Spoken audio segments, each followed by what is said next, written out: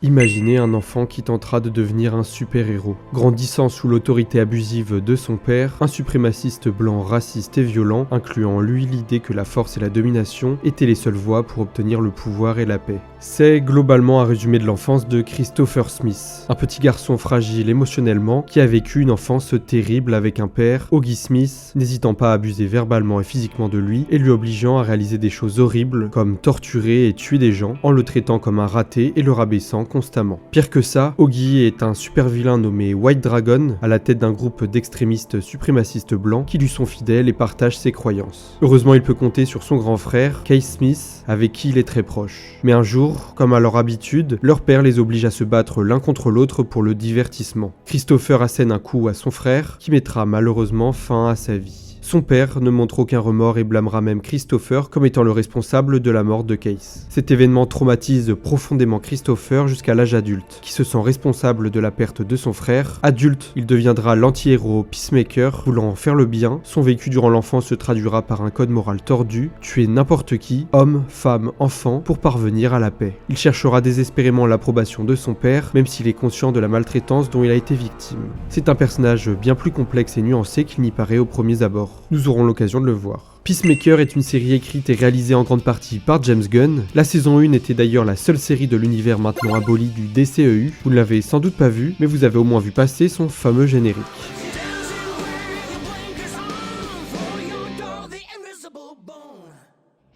Une saison 2 est en préparation, nous avons même eu une première image de teaser il y a quelques jours. Cela nous amène à nous poser des questions car la saison 1 prend place à la fin de The Suicide Squad. À voir comment ils vont intégrer cette saison 2 au reboot de l'univers par James Gunn justement. Elle devrait sortir durant la seconde moitié de 2025 après la sortie du film Superman. Alors abonne-toi pour ne pas rater les prochaines vidéos. Dans The Suicide Squad, Peacemaker fait partie de la deuxième Suicide Squad menée par Amanda Waller pour détruire un projet nommé Project Starfish sur l'île fictive de Corto Maltese. Leur mission est de pénétrer dans une tour hautement sécurisée où des expériences scientifiques dangereuses sont menées sur un monstre extraterrestre géant nommé Starro le Conquérant. Il est révélé plus tard que Peacemaker a une mission secrète supplémentaire donnée directement par Amanda Waller. Son véritable objectif est de s'assurer que toute information compromettante liée au projet Starfish ne quitte jamais Corto Maltese et qu'elle soit détruite pour protéger les États-Unis. Lorsque l'équipe découvre des documents prouvant que le gouvernement américain est impliqué dans les expériences de torture exercées sur Starro, Rick Flag, le commandant de la mission, veut rendre public ces documents pour exposer la vérité. C'est alors que Peacemaker, fidèle à sa mission, entre en conflit et au terme du combat, Peacemaker tue Rick Flag en lui enfonçant un morceau de métal dans le cœur. Un acte qui le rend immédiatement détestable aux yeux des autres membres de l'équipe. Peu après avoir tué Flag, Peacemaker tente de tuer Ratcatcher 2 pour s'assurer qu'elle ne puisse pas s'enfuir avec les documents incriminés. Cependant, Bloodsport le confronte, sa balle traverse celle de Peacemaker et le blesse gravement au cou, l'équipe le laissant pour mort sous une tonne de débris. Christopher se réveille dans un hôpital après avoir survécu miraculeusement à sa mission à Corto Maltese. Peacemaker est encore marqué physiquement par sa blessure par balle, mais lorsqu'il s'entretient avec un médecin, il découvre avec surprise qu'il est libre, pensant que les autorités le surveilleraient de près et il s'enfuit donc de l'hôpital pour rentrer chez lui. En chemin, Christopher passe chez son père qui lui reproche d'avoir échoué dans ses missions. Il passe aussi récupérer Aigloonet, son aigle de compagnie dont son père s'est occupé lorsqu'il était en prison, et il veut un nouveau casque. Et attends papa, tu sais comment il a eu cette phobie? Bien sûr que non, que je sais pas comment il l'a eu. Son père l'a torturé étant gosse en l'enfermant dans une petite pièce pendant 24 heures avec un max de rats affamés. À cause de la crise. Mais c'était pas ça. Cette fiotte qui avait peur des rats. Ouais. Pitié, me dis pas que c'est lui qui t'a foutu une balle.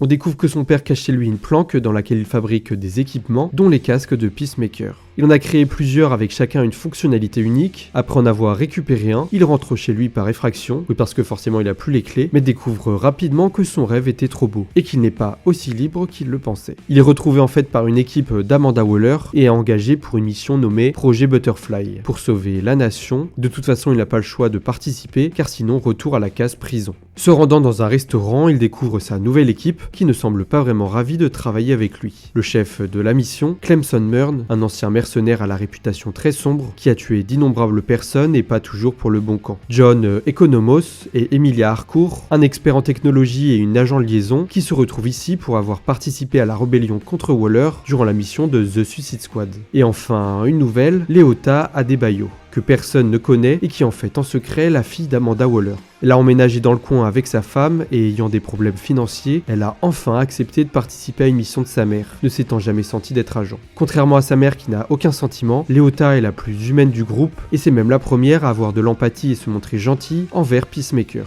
Après le resto, Peacemaker finit par atterrir chez une femme, Annie, qu'il a rencontrée dans un bar. Mais très vite, il se rend compte qu'il s'est engagé dans quelque chose de plus gros. Après s'être fait attaquer par la femme enragée qui montre posséder des capacités physiques hors normes et pousse des cris démoniaques. Il parvient à fuir jusqu'à sa voiture, récupère son casque et active le bang supersonique de ce dernier, qui provoque une énorme déflagration qui décompose littéralement Annie. Courant chercher ses affaires dans l'appartement, la police arrive rapidement sur les lieux et Peacemaker est obligé d'appeler Harcourt pour qu'elle vienne le chercher. Il se cache en haut d'un immeuble, emportant avec lui le dossier confidentiel de la mission, ainsi qu'un objet technologique et d'autres objets complètement aléatoires qu'il rassemble dans la panique. Il se réfugie dans l'appartement d'un couple, Amber et Evan, qui ont du mal à s'entendre visiblement, et après les avoir ligotés, il saute du balcon difficilement et finit par s'échapper grâce à l'aide d'Harcourt, venu le secourir en compagnie d'Adebayo. 2 inspecteurs présents sur les lieux se chargent immédiatement de l'enquête. Sophie Song et Larry Fitz. La voiture de Peacemaker étant présente sur les lieux, Economos change le nom du propriétaire sur la carte grise, sauf que le seul prénom qu'il avait en tête, alors qu'il aurait pu mettre n'importe qui, était celui du père de Peacemaker, Augie Smith. Du coup, la police se rend chez lui, et après avoir été bien accueilli, Arrête-moi au full camp d'ici, baguette chinoise. On va se revoir, fourchette. apprennent que c'est celle de Peacemaker alors qu'ils le pensent toujours en prison, la Suicide Squad étant un projet des forces secrètes. De retour au QG miteux du groupe, Peacemaker se fait remonter les bretelles pour avoir mis la lumière sur leur mission ultra secrète et s'être baladé avec le dossier contenant les cibles à abattre du groupe. Frustré, il rentre chez lui et évacue ses émotions. Un nouveau personnage fait son apparition, Vigilante, le prétendu meilleur pote de Christopher, qui est simple d'esprit, également super-héros si on les écoute, qui traînait avec Chris et qui contrairement à lui n'a l'air d'avoir aucune émotion et est donc capable de choses encore plus atroces. Après lui avoir raconté ses aventures, ils vont en forêt pour se rappeler le bon vieux temps comme de bons américains. De son côté, Adebayo soudoie le couple Amber et Evan pour qu'ils désignent le portrait du père de Peacemaker à la police. Ce qu'ils font et du coup ce dernier finit par se faire arrêter chez lui. Une fois en prison, son entrée fait sensation et un groupe de prisonniers blancs se rassemble autour de lui et le voit comme leur nouveau leader. Amber, elle, après s'être fait interroger, décide de passer du bon temps avec Christopher et Vigilante, et il découvre que l'objet volé chez la folle dingue semble d'une technologie inconnue et se transforme même en mini-vaisseau. Ils partent pour leur première mission. Sors de là tout de suite. Quoi? Je vous observe caché derrière cette poubelle, c'est parfaitement normal. Non, je crois pas, non. Pourquoi? Vous êtes psychiatre?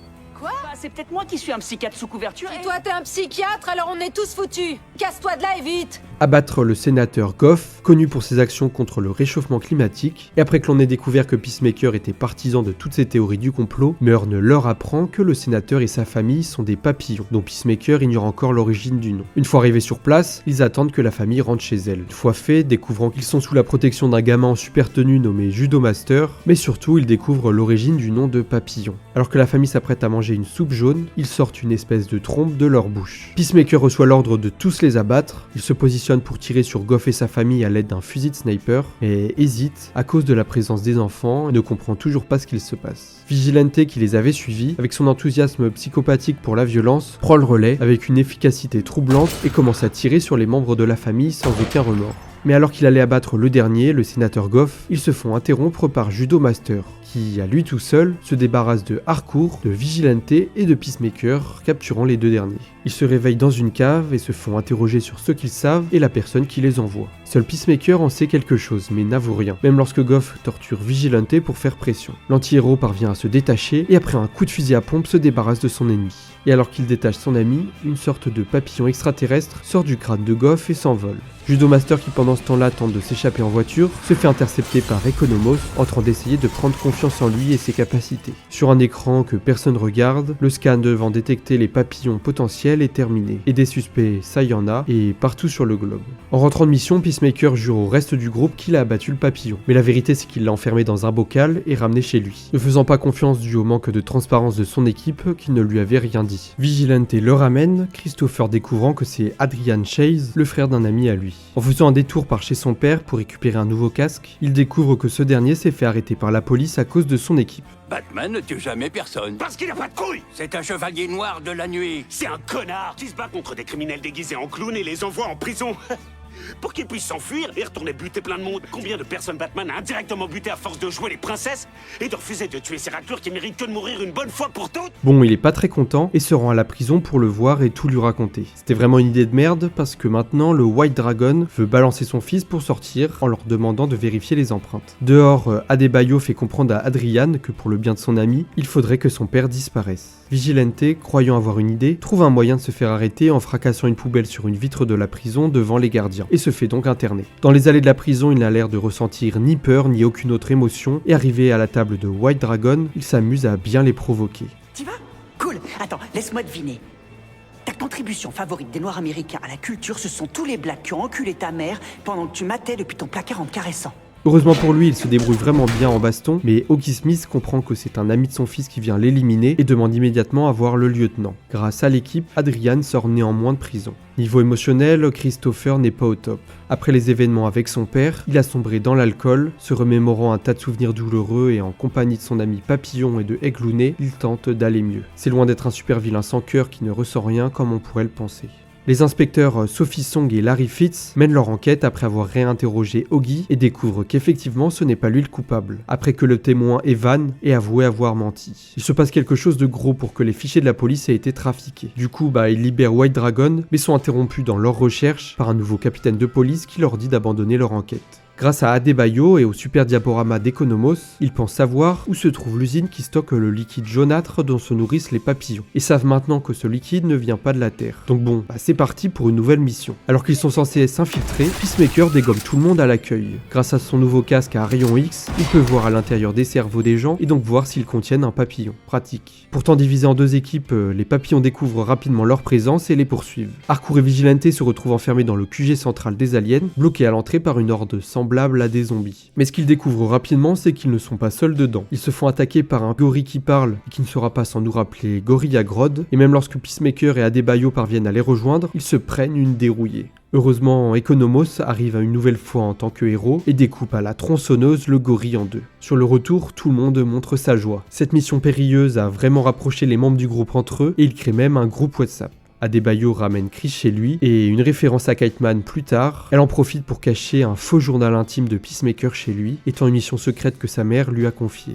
Et alors qu'elle n'arrive pas à dormir, elle se rend au QG pour s'occuper, elle y trouve seulement Murn qui travaille. Alors qu'elle se pose tranquillement sur son bureau, elle découvre le casque à rayon X de Peacemaker. Et l'enfilant pour s'amuser et passer le temps, elle découvre avec horreur que leur chef d'équipe possède un papillon dans le cerveau.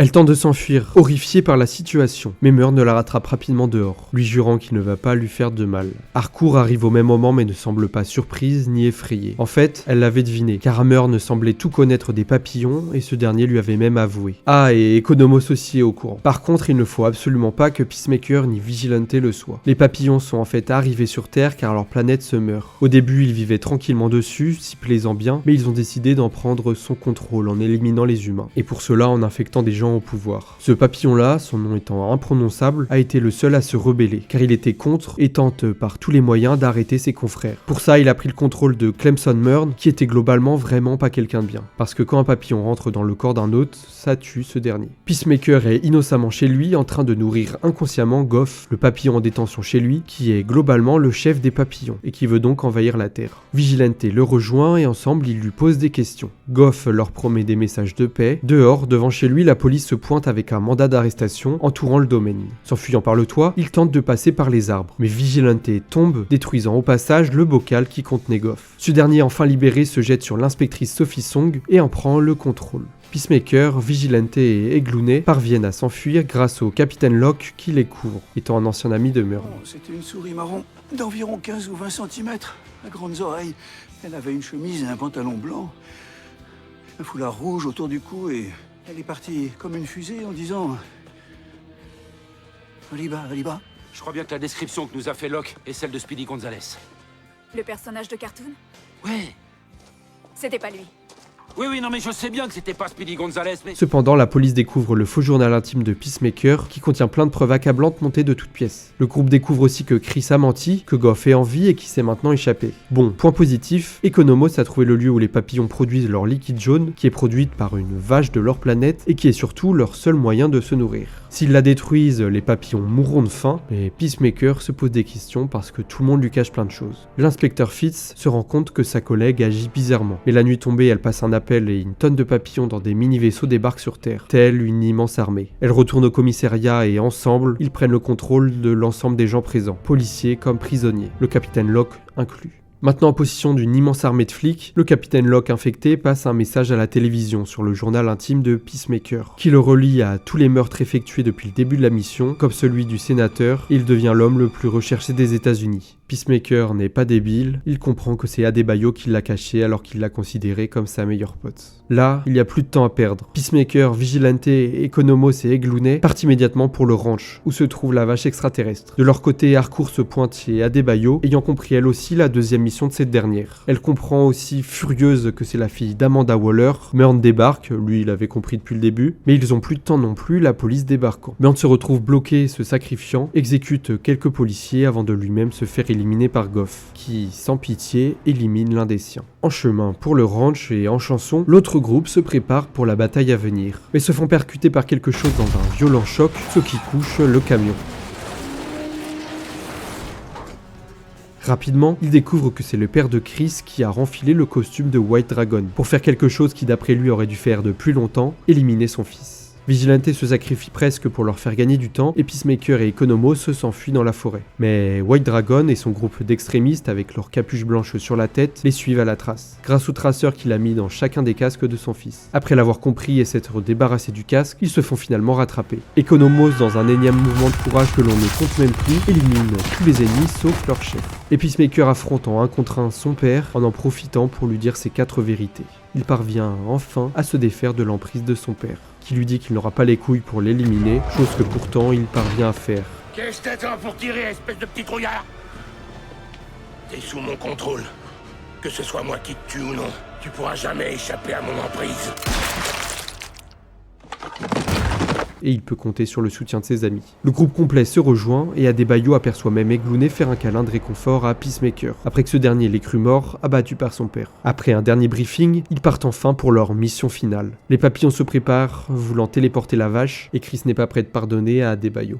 Arrivé au ranch, il se prépare. Peacemaker présente tous ses casques et 2 sont intéressants à retenir. Celui permettant de faire des bangs supersoniques qu'il avait utilisé contre la femme au tout début et un autre permettant de devenir une torpille humaine qui se trouve être plutôt dangereux. Leur plan, envoyer le casque avec des bangs supersoniques scotché à un talkie-walkie sur le toit de la grange et l'activer à distance. Pour y parvenir, Peacemaker envoie Eglounay, bien que les autres soient réticents, et ils avaient raison, ils dévient complètement. Donc bon, ils doivent le chercher dans toute la forêt. Pendant la recherche, Chris a une vision violente de son père qui reste dans son esprit. Sous l'œil inquiet d'Harcourt, ça permet au moins de retrouver le casque. Economos, ayant prouvé son courage, est envoyé en tenue de policier pour se faire passer pour un papillon et déposer le casque. Il parvient tant bien que mal à descendre au sous-sol et découvre à quoi ressemble réellement la vache. Elle est immense. Il panique, dépose le casque et s'enfuit. Forcément, il se fait repérer et le casque est remonté. Dans la panique, il l'active une première fois alors qu'Economos est poursuivi par une horde de papillons. Effrayés pour leur vache, les papillons retournent vers la grange et le bang supersonique est activé une seconde fois.